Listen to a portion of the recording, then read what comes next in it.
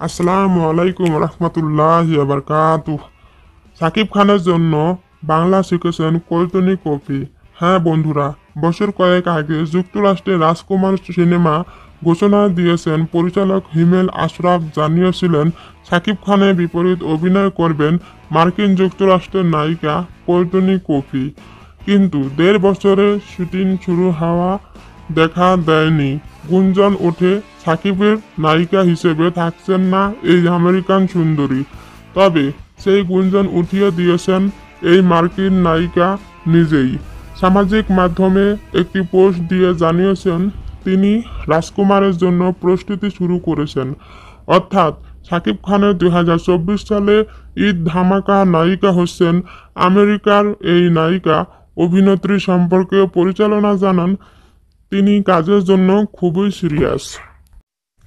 নিয়মিতভাবে রাজকুমার সিনেমা করার জন্য তিনি বাংলা ভাষা শিখেছেন। কয়েকদিন আগে বাংলা সিনেমা হলে গিয়ে এই প্রিয়তমা সিনেমাটিও দেখেছেন এই অভিনেত্রী। সাকিব খানের এই সিনেমাটি অক্টোবর থেকে পাবনায় শুটিং শুরু হওয়ার কথা রয়েছে। এরপর শুটিং হবে আমেরিকা ও কানাডা। বাংলাদেশের সঙ্গে কানাডা, মধ্যপ্রাচ্য সহ বিভিন্ন দেশে, বিশ্বের কয়েকটি দেশে মুক্তি দেওয়া হবে এই সিনেমাটি।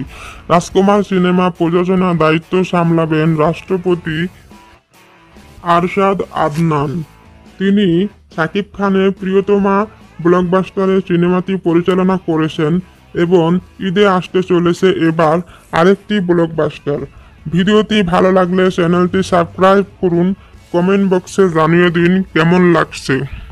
হ্যাঁ বন্ধুরা, অবশেষে প্রকাশিত হয়েছে রাজকুমার সিনেমার তৃতীয় গান আমি একাই রাজকুমার। গানটি প্রকাশের সাথে সাথে ছড়িয়ে পড়ে পুরো নেট দুনিয়া।